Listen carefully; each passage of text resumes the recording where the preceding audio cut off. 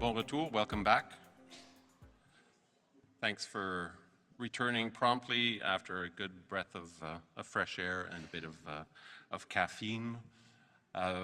Merci d'être revenu rapidement pour cette prochaine et dernière session plénière du Forum de Victoria.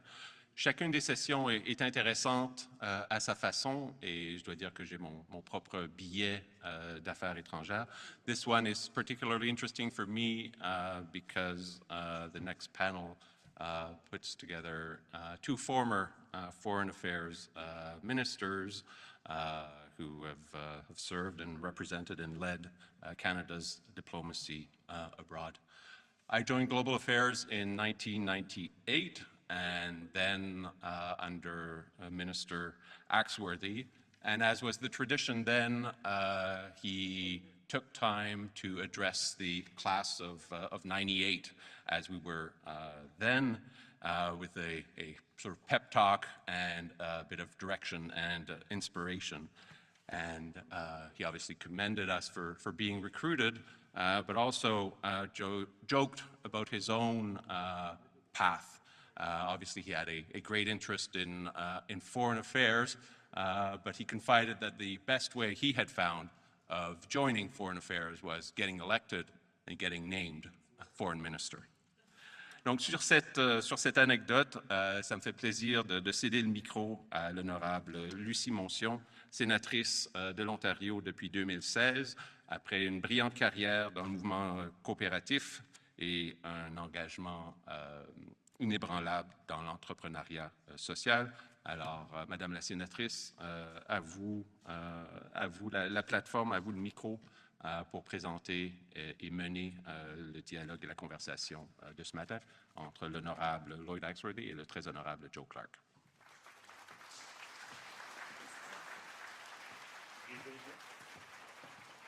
Bonjour, good morning. Welcome everyone. It is my definite pleasure to moderate this morning's discussion between two prominent figures of our political landscape, the Right Honorable Joe Clark and the Honorable Lloyd Axworthy. The Right Honorable Joe Clark is a writer and a politician who served as the 16th Prime Minister of Canada. Under Brian Mulroney's government, he served as Secretary of State for External Affairs, President of the Queen's Privy Council for Canada, and Minister responsible for Constitutional Affairs. As the Minister for Constitutional Affairs, he was made responsible for pulling together the Charlottetown Accord, which, despite being rejected in a referendum, did achieve detailed and unanimous agreement among all federal, provincial, and territorial governments, as well as Canada's 4 major Indigenous organizations. And this is very little information on Mr. Clark. He has a life sheet longer than it would take hours for me to go through his whole career. The same with Mr. Axworthy. So the Honorable Lloyd Axworthy is a politician and an academic who served as Minister of Foreign Affairs under Prime Minister Jean Chrétien. He was nominated for the Nobel Peace Prize for his leadership and the Landmine Treaty. He also served as President and Vice Chancellor of the University of Winnipeg from 2004 to 2014 and as Chancellor of St. Paul's University College. In recognition of his work to improve Indigenous access to education at the University of Winnipeg, he was made an honorary pipe carrier in the Anishinaabe people and companion of the Order of Canada. He is currently the chair of World Refugee and Migration Council. His memoirs, Lloyd Axworthy, My Life in Politics, will be available October 8th, and pre-order cards are presently available. And if you would like to have a pre-order copy, you will receive a 20% discount on the purchase of the book. So please come and see me at the end of the presentation, and I will provide you with the card. So, Canada's role and intervention internationally has contributed to shaping today's world order. In an increasingly polarized global landscape, Canada faces the pressing challenge of promoting international cooperation, to strengthen national and international democratic institutions. The rise of populism and francophone in me, authoritarian movements and global unrest demands a diplomatic and strategic response to safeguard democratic values and practices. The Canadian government must play a crucial role in this effort alongside Canadian and civil society organizations. Exploring how the federal government can collaborate more effectively with these organizations will be essential for navigating the challenges ahead and reinforcing the foundation of democracy in a divided world. Today's discussion will examine Canada's international contribution over the years, focusing on trust and engagement from civil society in building Canada's capacity on the world stage. In an effort to build trust and cohesion between the civil society and our democratic institution, we will explore where and how Canada and Canadians can make a difference in today's world. Our discussions will be guided by case studies and examples taken from the experience of prominent politicians who have creatively and pragmatically implemented impactful solutions around the world. And you will remember that Mr. Clark represents the Conservative Party and Mr. Axworthy was Liberal. So how were they able to work together to bring Canada to another level of collaboration? So the first question I will ask both gentlemen, in light of the growing lack of confidence in public institutions and the limited inclusion of the Canadian population, what types of engagement should be encouraged and facilitated, and how can this be achieved by drawing on past experiences? And I will ask Mr. Joe Clark to speak first. Well, thank you very much, and I'm privileged to be here. Tell me if my voice is bouncing back or not heard, and I'm very pleased to be here with Lloyd. We were not always the best of friends across the aisle, but I have to say that among other things, I regard him as one of the most creative of our ministers of foreign affairs, and I wish in a sense that I had followed him rather than preceded him in terms of his capacity to convene relevant conferences. I should say in passing that I'm very encouraged by this conference because I think it is taking us back to a practice of conversations which has been critical in the Canadian past, but is not as evident now. This is an example for others to follow. I should say that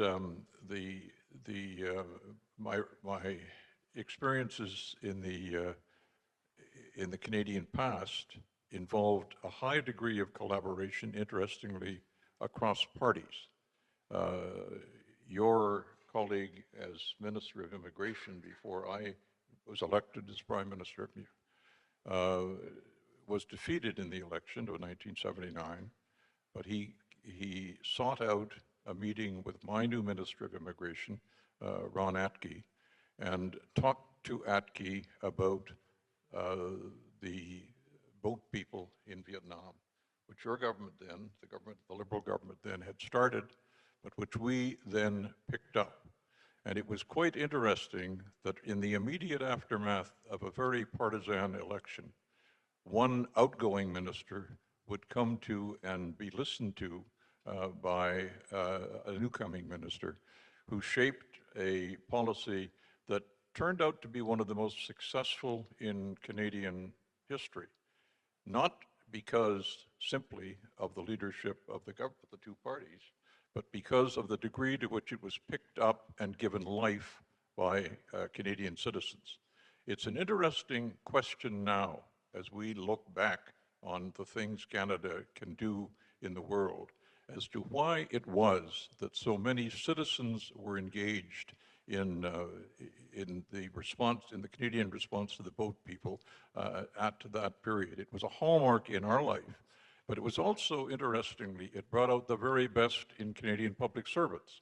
I recall that, and public servants are supposed to be cautious about these things, but I recall in those circumstances that the people who really made things work, because they were processing applicants for migration into Canada, were the public servants on the ground in Asia.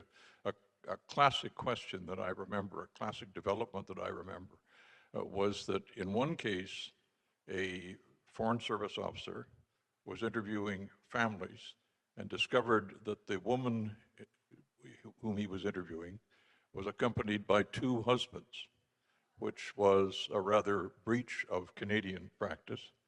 And instead of saying, you don't follow the rules, he turned to the 2 husbands and he says, which one of you wants to be the uncle? And of course, the whole family came to Canada. What's interesting about that is that imagination on a national level, bipartisan imagination, shared imagination at that time, led to the most creative imagination on the part of public servants, who are themselves highly creative, but sometimes cautious unless they are given leadership by others. And I think I want to draw to 2 themes here. I'm very encouraged by this conference because in both the history of your party and of my party, by the way, my party, I don't mean to correct you, was called the Progressive Conservative Party of Canada at that.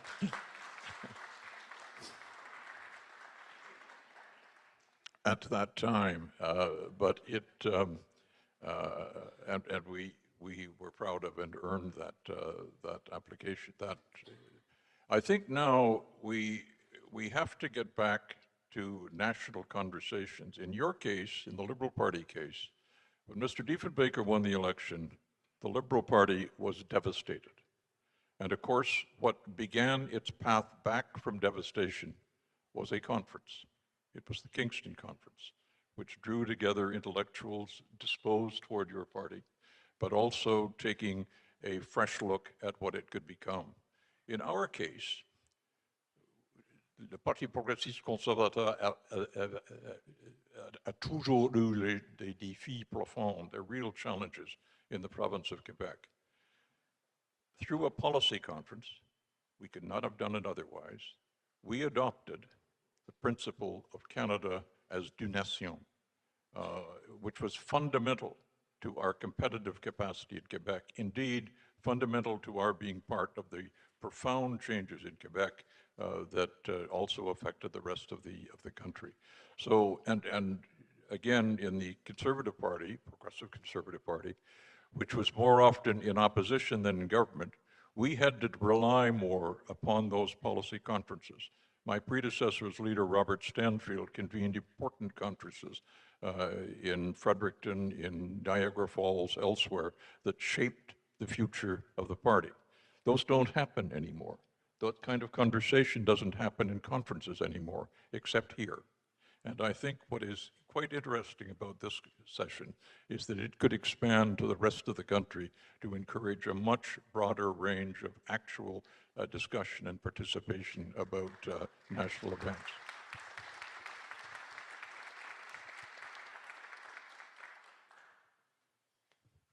Mr. Axworthy? Well, let me pick up on a couple of the themes that Joe established. First, I want to declare in a very transparent way that when I first became a Liberal in Manitoba, which, as you know, was a dangerous occupation to take at the time, we were called Progressive Liberals. That name was heretofore dropped as well, and I think it wasn't just a name that was dropped. I think there were other things that went with it. Secondly, I want to pick up on his story about Ron Atke, because I was the immigration minister after Ron, and I got a call from him. We were doing the transition, and by the way, in Canadian politics, you don't have a lot of time. I mean, once you're out of power, you got 24 hours to clear the desk. But I had a call from him, and he said, would you like to have lunch? And I was just newly elected federally. I'd been a provincial MLA for 7 or 8 years, and I thought, yeah, sure. And I think we found some, it was probably Mother Teresa's, I think, probably, where we had dinner. But here's what he said, you know, as a minister of immigration, you have a sacred trust. That it's one of the most important sort of dimensions of Canadian life, because we are so much sort of impacted and influenced by immigration, as we did going back to when the first Indigenous people crossed the Bering Strait. But he said, but you have to be extraordinarily careful that Canadians believe that the system is being managed. And at the time, and Joe is right, the immigration department basically did virtually all the selection outside the border. And we had large cadres of people in Delhi and Beijing and name it around the world. And if you went to a Canadian embassy, you would find that sometimes a half, 2/3 of the people there were doing immigration. That was changed in latter years. Again, sort of the pencil pushers decided it was much more economical to kind of pull that back in. And we lost something very, very valuable in terms of the ability to make judgments and make calls. And the other thing that he talked about, which I thought was important, is we talked about what were then called the boat people, and indicated that this outpouring of Canadian support,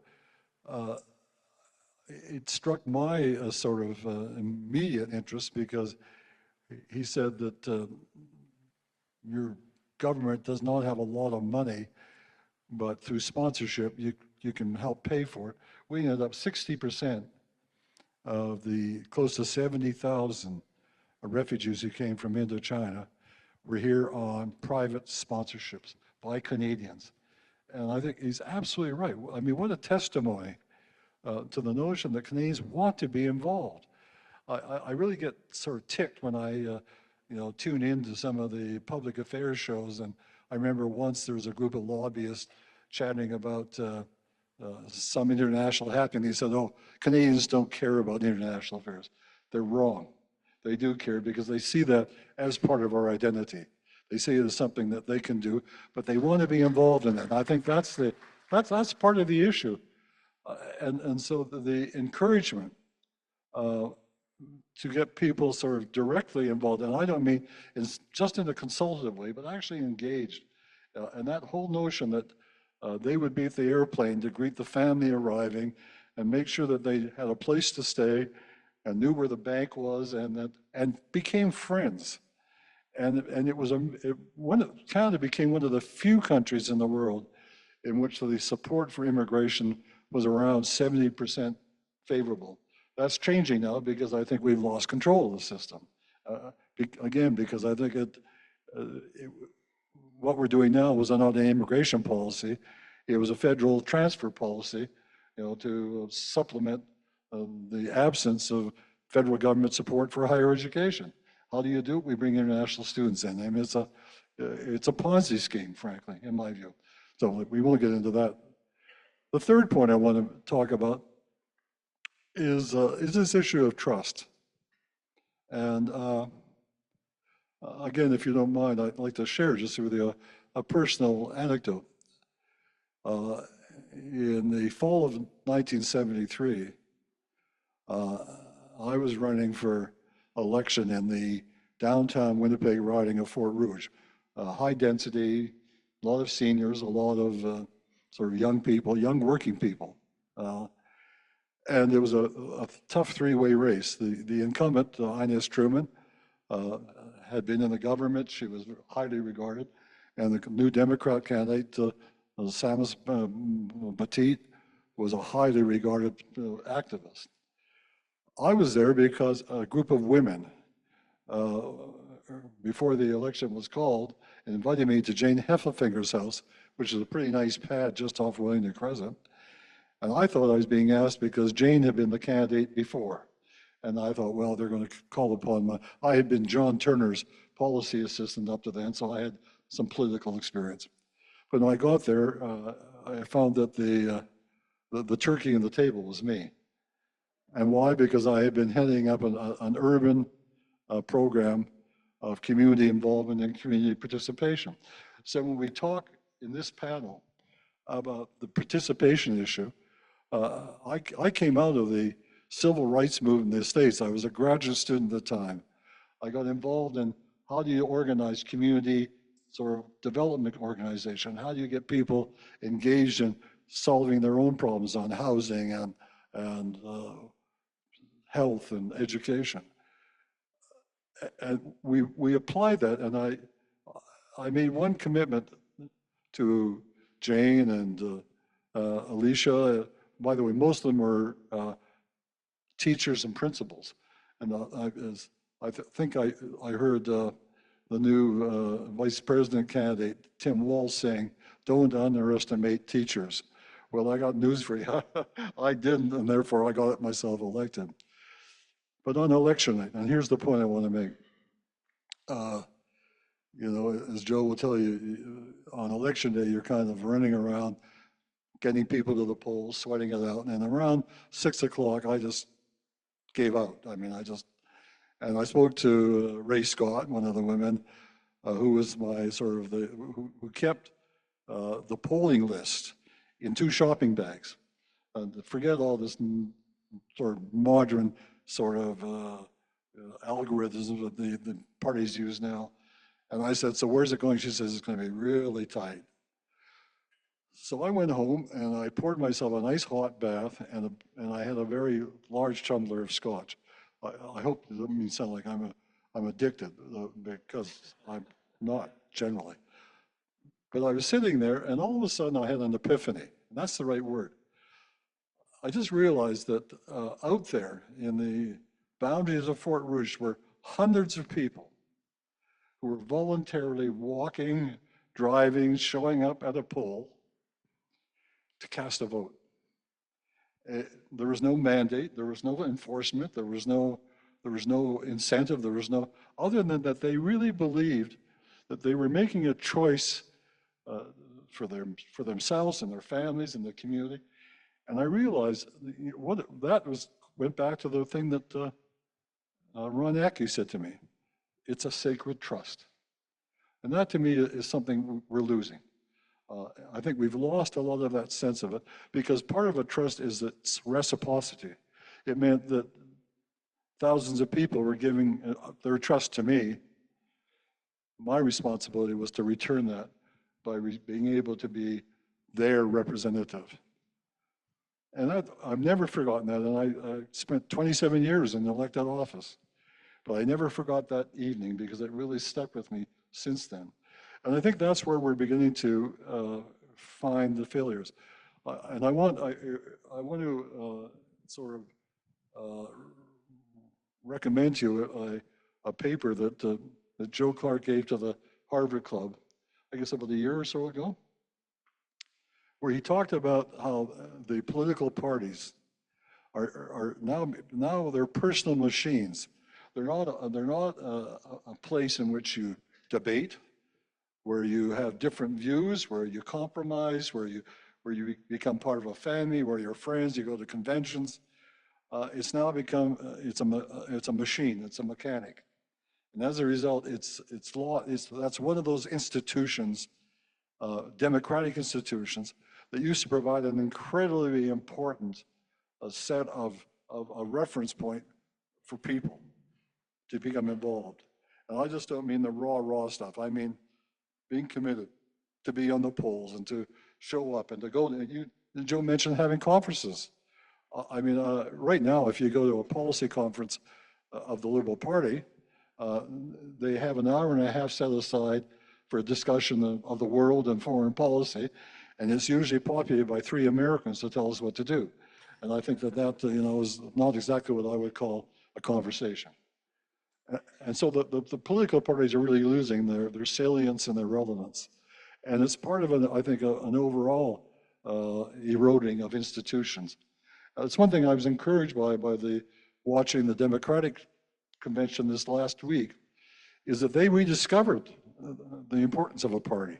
It wasn't about a person or a cult.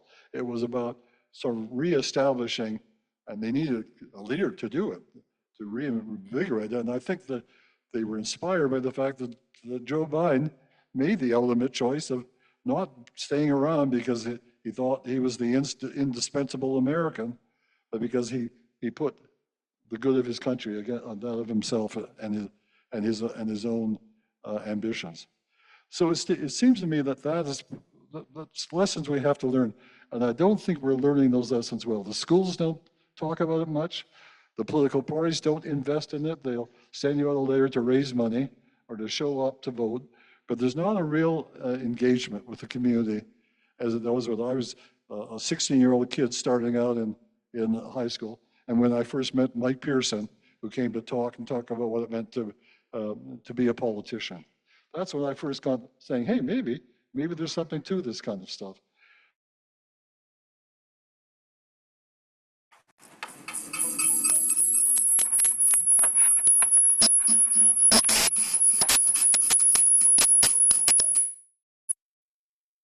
Party meetings or going to school PTAs or all those things that we used to do are now being replaced by, a smartphone where everybody can sit in the same room and not talk to each other for 3 hours. So I'm thinking right now, when we talk about trust, to me, it's very much sort of rooted in some significant political and unpleasant developments.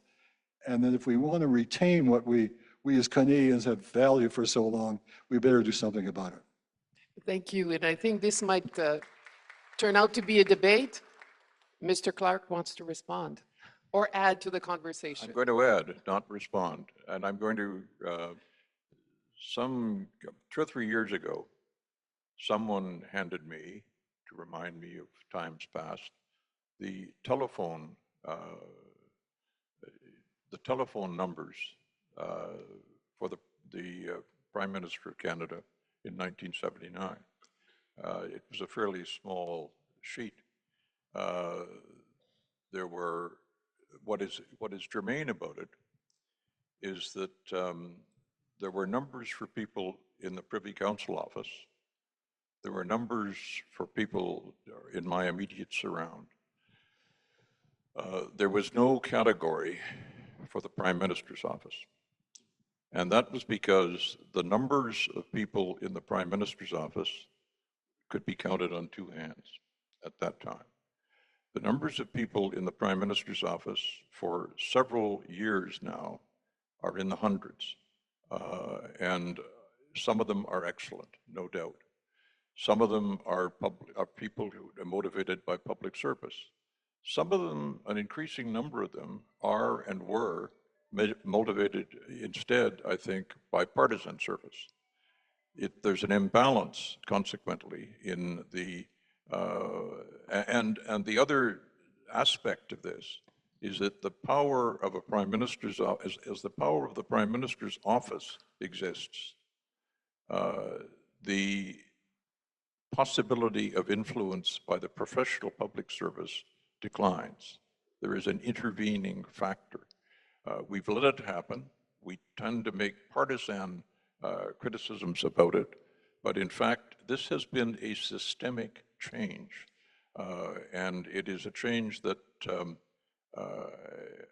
I think is more limiting to the capacity of good governance than it is to its thriving. And it has to do with the diminishing role of members of parliament. Members of parliament, deserving or not, used to be the most important members of their party. Now, in many cases, they are not as important as the advisors to the Prime Minister, many of whom have none of the roots in actual looking for votes in local communities that Lloyd has described in his case, that I could certainly describe in the years I spent knocking on doors at Rocky Mountain and in Yellowhead. We're developing an institutional disconnect, and it's not a lament of one party against another. it could well be a lament of people who were in politics in an earlier era against the stifling developments that have occurred now. And thank you for this, these insightful thoughts. And I'm going to pick up on a few that you've mentioned. And one, I think, is proximity to people, proximity to our constituents. Another one is the disconnect that you just mentioned, Mr. Clark. Mr. Axworthy, you spoke about shared trust among Canadians that has eroded, and the distance that is now, that now exists between politicians and I think Canadian in general. And you also spoke about shared imagination and shared collaboration. So my next question is related to the value of constructive and inclusive conversations. And how can we bring this back to Canada?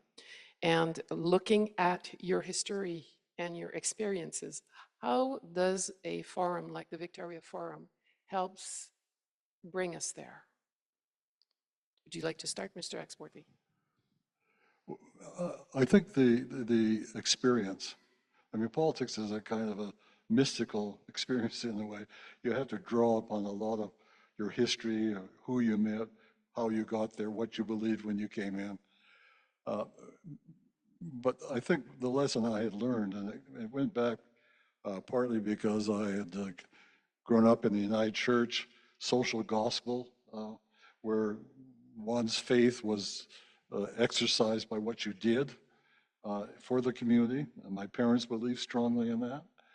I had a chance to be doing graduate work in the United States during the Civil Rights Movement, where I saw leadership of young Black men and women who controlled, who were designing their own destiny. They weren't waiting to be told, and that they were challenging so many of the mores of the time.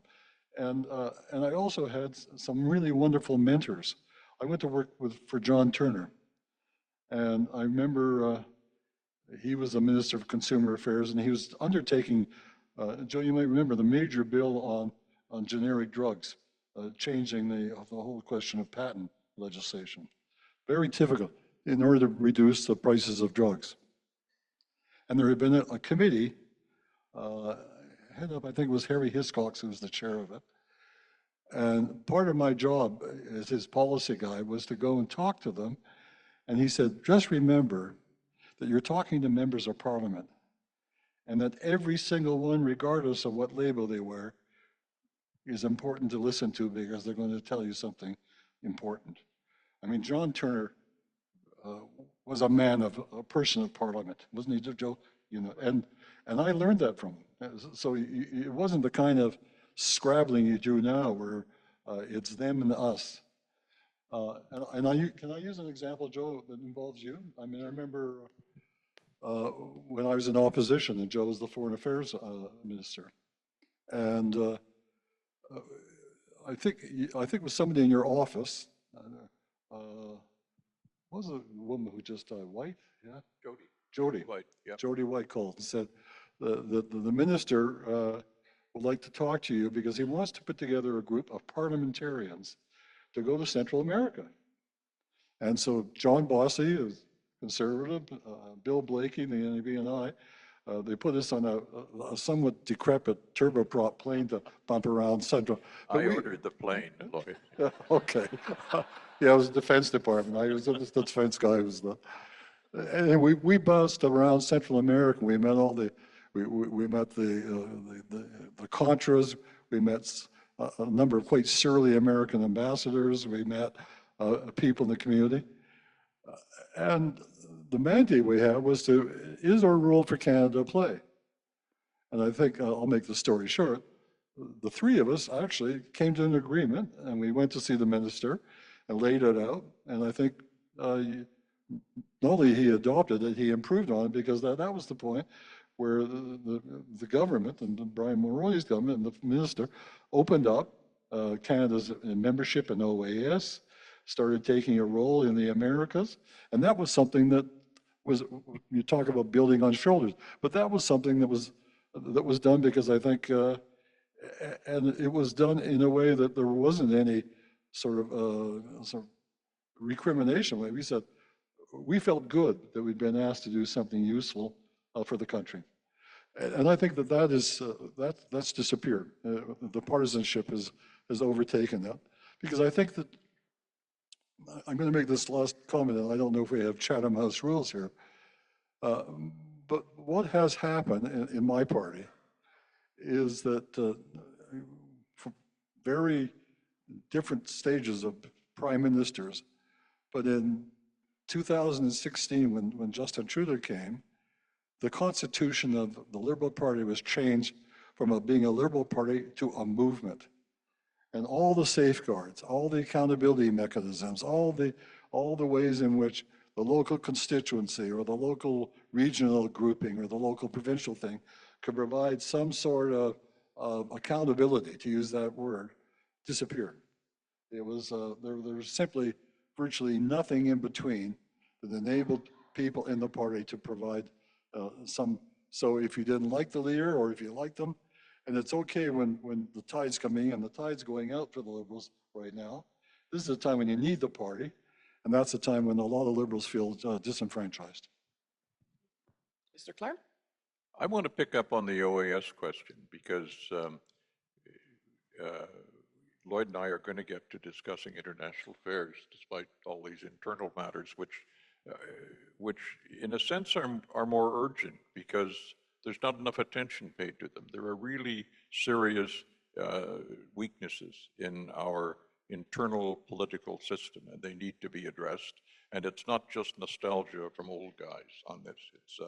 It's very real. But on the OAS, we had joined the OAS, but we did not take our seat. Why did we not take our seat? Because we were afraid of being drawn into daily conflicts with our next door neighbor, the United States. And in the period you're talking about, we decided that we would be taking our seat, but we needed to know the advantages and the disadvantages. And it was not a progressive conservative matter, it was a Canadian parliamentary matter. And we acted that way. And I think that happened much more regularly in that time. And you know, some of you will recall the name John Nunziata. Yes. Well, John was the most partisan of Liberals. And I included him in a visit internationally. But I was very selective in the people I brought into ministerial meetings with me. And I did not bring John, at least I didn't intend to. But the person I intended to bring went shopping and talked to John. And I had a difficult message to convey to the other foreign minister. And I looked around and I thought, well, I can't not deliver the message. I did. John Nunziata, who, had he chosen to, and he often did, could have been very partisan. He did not act in a partisan way. He respected the privacy and the confidentiality of a diplomatic discussion. I thought that it taught me a lesson, that it was a surprise because he was a quite disputatious member of Parliament. May I just, I think on topic, talk about one of my failures. I was the Minister of Constitutional Affairs. I was there for a fairly long time. I think it's fair to say, in the relative privacy of this discussion, that had I been someone other than who I was, a former leader, I might have not have lasted as long as Minister of Constitutional Affairs as I did, but Brian couldn't get rid of me. And so there I was. The Charlottetown Accord failed, but its failure means that the lessons it might have taught have been forgotten. One lesson was I knew that there was not a lot of consensus in the country on what we wanted to do at that time in the life of the Mulroney, the Mulroney mandate.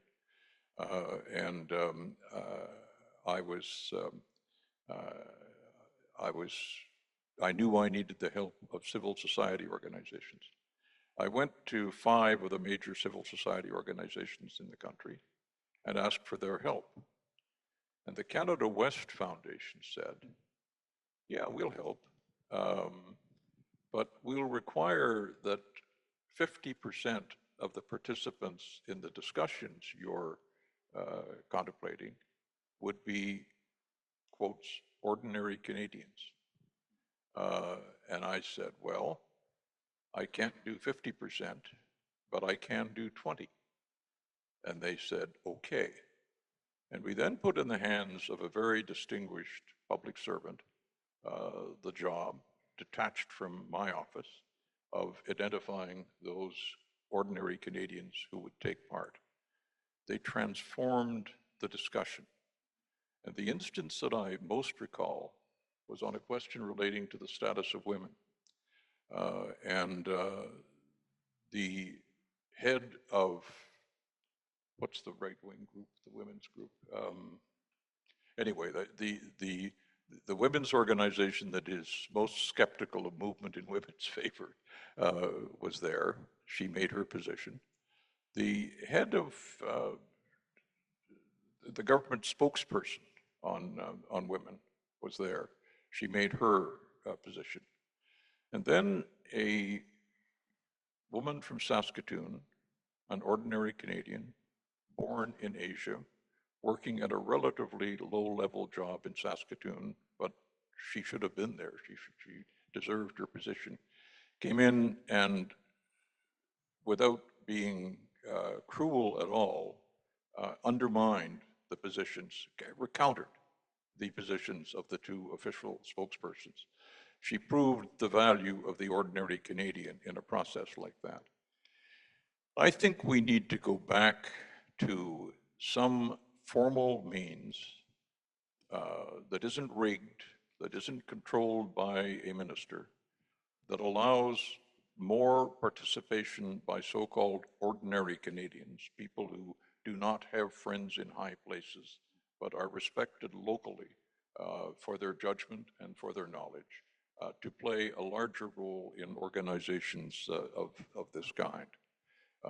The other really remarkable feature about Charlottetown was that, in addition to the governments, heads of government and others, of all of our provinces and territories, with the exception of Quebec, who would not join for reasons that made sense at that time, but were kept very closely informed by what was going on.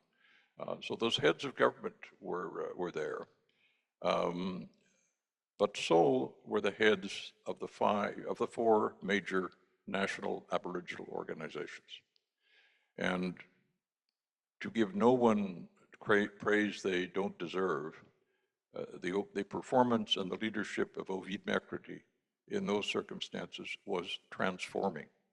Ovid can be a tough guy, but he also understood that he needed to earn the respect of those around the table in a room to which he and his associates had not previously been invited. Was going to be critical. And it was a very major factor in reaching the agreement, the unanimous agreement on the contents of the Charlottetown Accord around that table. There's an interesting last chapter, small matter. We had one premier who was very hard to persuade. He wore your label, although I don't know he was really of your party. He was the premier of Newfoundland and Labrador. And he found eloquent reasons to object to almost anything we did. And at one critical point, the then Premier of Alberta, whose political qualification had been that he was a star quarterback, Don Getty, came to me and said, could you adjourn? by the way, I ran that process by adjournment because that was the way we could get agreement in the component groups. Could you adjourn? I want to talk to Clyde. I adjourned. The rest of us went away. Don went down and spoke to Clyde Wells and then came back to me and said, I think if you did this, we'd get agreement. We did this, we got agreement. This was the football player, of the progressive conservative football player, persuading the always difficult Liberal Premier of Newfoundland and Labrador on a critical matter. Now, why do I raise all this? It's not just nostalgia. There were a lot of the people of Canada had good reason in voting down the Charlottetown Accord. I don't question that. I don't think the reasons weren't as good as they thought they were, but there we are. But there were lessons there in involvement. Why did we open up the process? Because we had to. Because we knew that the authority we needed did not exist if we confined ourselves to the normal participants. It made a profound difference in the quality of the discussion. It was rejected, but what was rejected was not the participation of those ordinary Canadians. It was the larger implications of the process itself. I deeply regret that failure because I think that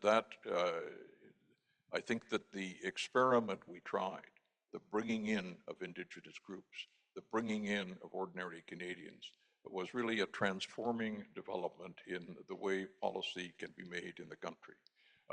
And it naturally, when a failure occurs, when a referendum is lost, it's hard to go back and reheat the embers.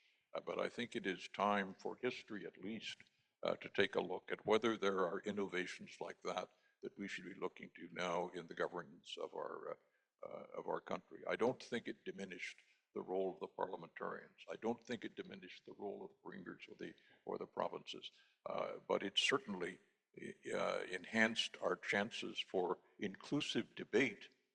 And although we lost the referendum, I won't go into that. It held the potential of a very significant movement forward for the country. Thank you, Mr. Clark. And we only have 10 minutes left, and I don't know if you're like me, but I would listen to these two gentlemen for hours. So I will take you on the international level for the last few minutes that we have left.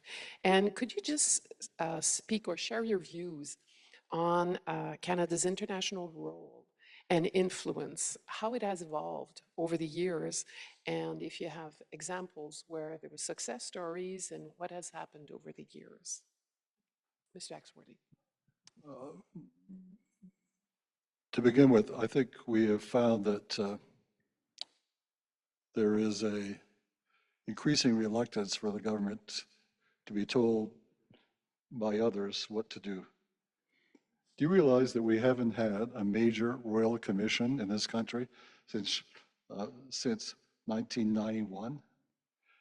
No, that was the Royal Commission on the Rights of Aboriginal People. 7,000 interviews,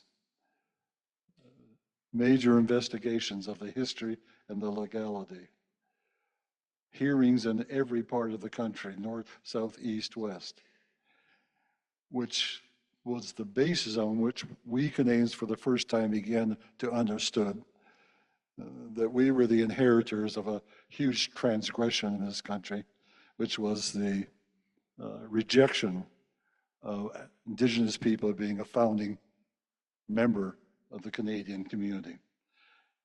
It was the classic colonial, we're the core, you're the outland. And it's only now that we're beginning to think about how to restore that.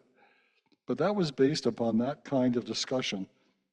And use the example that Joe used on the Charlottetown. The same thing happened.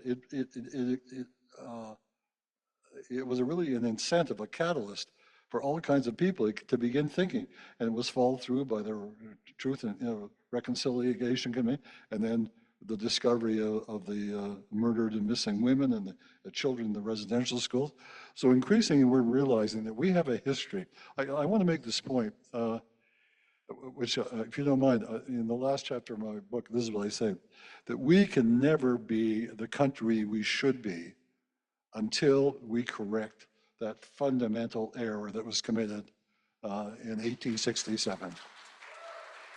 And that means it's a big thing, but so was Charlottetown a big thing.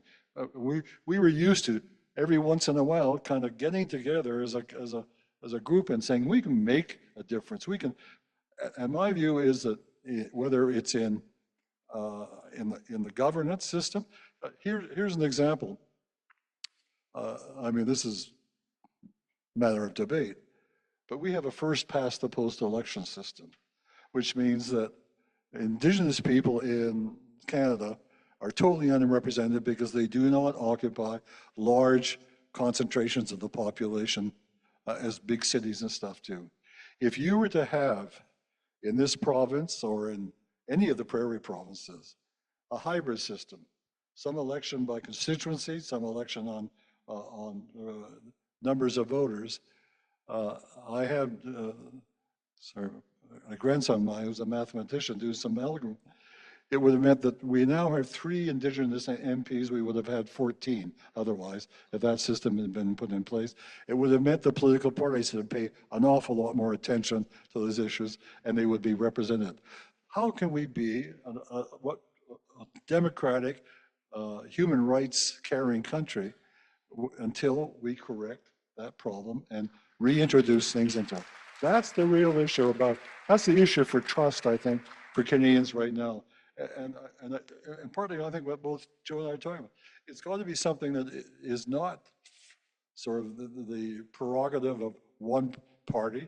It's got to be done in a broad way. And I think that, there is increasingly, I think, a movement in democracies around the world for a kind of deliberative democratic system like this forum, where you bring people together. I gather that I was just told that this fall, there's a thing called the Island Summit, where 600 or 700 people on Vancouver Island come together to talk about the whole question of sustainability. And by the way, this is a footnote. If you go back into the teachings of the Iroquois Confederacy, one of the most important is what they call the 7th generation rule, which is that any decision has to consider its impact on 7 generations hence. Just think if we brought that into our system of government, what that might do in terms of the kind of what I call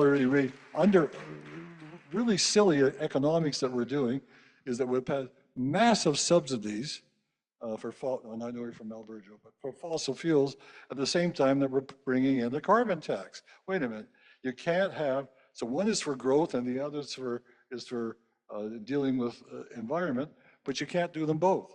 There's got to be a much better sort of modulation of that.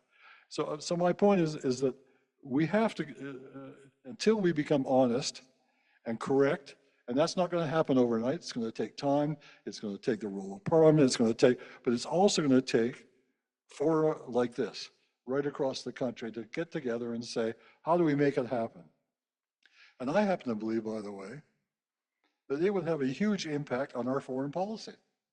I mean, let me just give an example. One of the things that we did when I was foreign minister, we established the Arctic Council, which is a group of all the circumpolar countries, but sitting at the table were all the representatives of the Inuit groupings in those countries, not to be consulted, but to make decisions. And it's the only multilateral or international organization in which Indigenous people have full rights. Now, they can't speak as a government can, but they make the decisions along with everybody else. And there was an example that there are close to 1 billion Indigenous people in this world. They are the ones who are facing, in many cases, the most sort of direct impacts of climate. Look what's happening in the Pacific Islands. Look what's happening in northern Canada with the fires. Look what's happening with the heat belts in Sahel, Africa. It's Indigenous people who are out there bearing the brunt of the incredible wealth that is being extracted as a result of the use of their resources. So look, I'm not here to rant, but I'm saying I put my time in political life and my time at the university to say, where do we start in re-energizing who we are? When do we start writing another chapter? And I believe we have to come together and recognize, how do we provide an effective and properly constitutional established recognition of Indigenous people as a third founding people of Canada. Mr. Clark. I'm going to surprise everybody and talk about foreign policy for a moment as we're running out of time. Our reality is that we are not a superpower, but we are a consensus power. It's a fundamental quality at home. We don't always succeed at it, but consensus has been a fundamental element of our survival. It is also a fundamental factor internationally. We have been regarded by and large as people others could speak to with some effect. That sort of reconciling capacity is as critical in international affairs as it is in domestic affairs. But in both places, it's becoming less commonplace. And we have to find ways in which we can move back on it. It's not a luxury. It is a real distinction with other powers. Let me speak just for a moment about Africa, in which Lloyd and I were both active at different times. We have an unusual capacity in Africa, in part because who we were not. We were not a colonial power. France is facing a long delayed reaction to its colonial status. The United States, which was a colonial power in action, if not in a traditional way, has been trying to re-engage with Africa. Secretary Blinken is serious about it, but it is not moving along. The UK is paying a big price for the mistrust that was a consequence of its colonial capacity. We are in I don't want to exaggerate our position, but I chaired the Commonwealth Committee of Foreign Ministers on Southern Africa, dealing with the apartheid question. And what was most interesting to me, and I'm sure Lloyd had similar experiences on other issues, was that the foreign ministers of African countries were quite willing to work with, and on many cases accept the leadership of, Canadians because of who we were, because of our own history as a consensus building country. Who knows what role Africa will play internationally in the future. But of the Western countries, we are one who has potential credentials that are stronger than others in a region of the world that is increasingly important.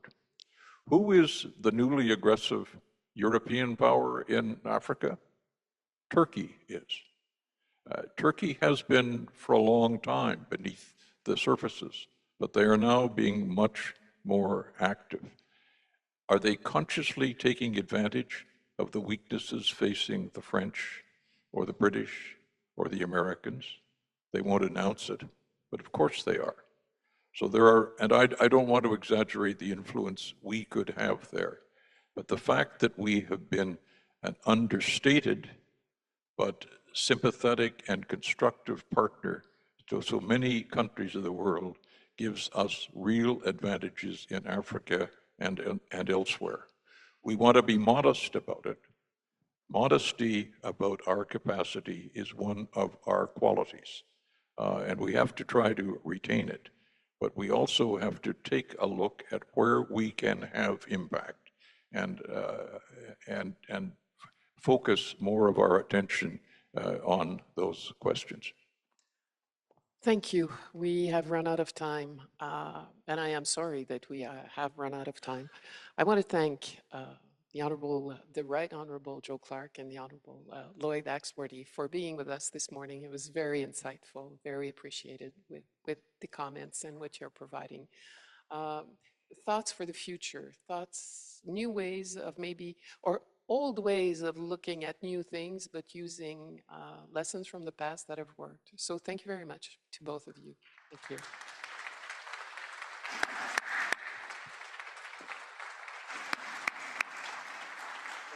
Merci. Merci beaucoup à nos panélistes et merci Madame la Sénatrice d'avoir modéré cette conversation très intéressante. Thank you to our panelists and thank you, Senator, for moderating this session. There were allusions to Ovid Mercredi. I couldn't not think of the opening session of the Victoria Forum 2 years ago with a great similar conversation between Bob Ray and Ovid Mercredi. And we will, I mean, there's a promise that the Victoria Forum will continue to convene important conversations on the issues of the day, be they local or global.